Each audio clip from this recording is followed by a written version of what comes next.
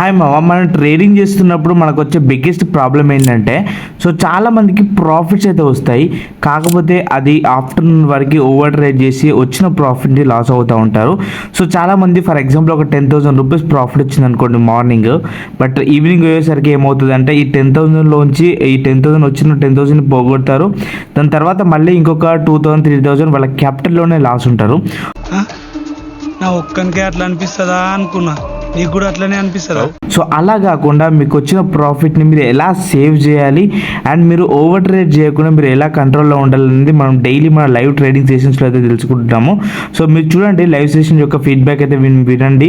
And ఇంకొకటి, మీరు నిజంగా ట్రేడింగ్ నేర్చుకోవాలనుకుంటే సీరియస్గా నాకు డిఎం చేయండి అండ్ మన స్టూడెంట్స్ ఫీడ్బ్యాక్ ఒకసారి వినండి. Thank you guys. సైడ్ 999కి 1 month ప్యాక్ తీసుకున్నాం. 1 month ఓకే, అందులో ఎట్లుంటది అంటే సేల్ ఏమో 100 పాయింట్స్ అట్లా ఉంటది. ఓకే, సేల్ కి 50 to 100 పాయింట్స్ ఉన్న ప్రాఫిట్ సగం అందులోనే పోతుండే. అంతే కదా. మీ దాంట్లో చేరినప్పుడు కూడా నమ్మకమే లేదు.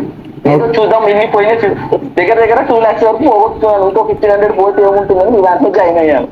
Okay, okay. జాయిన్ అయిన నుంచి ఎంత అంటే డబ్బు రావడం కాదు, ఎట్లా దాచుకోవాలనేది చెప్తున్నారు అంతే. అవునవును, డబ్బు సంపాదించడం గురించి చెప్తే మీరు ఉన్న ప్రాఫిట్ ని ఎలా హోల్డ్ చేసుకోవాలనేది చెప్తున్నారు అంతే. అదే మెయిన్ ఇంపార్టెంట్ బ్రో. నేను అదే బాగా నచ్చింది. ప్రాఫిట్ తీయడం ఇంపార్టెంట్ కాదు బ్రో, మనం తీసిన ప్రాఫిట్ని సేవ్ చేసి మంత్ ఎండ్ వరకు గ్రీన్లో ఉండడం ఇంపార్టెంట్. నేను చెప్తున్నాను బ్రో, అదే నాకు నచ్చింది బాగా.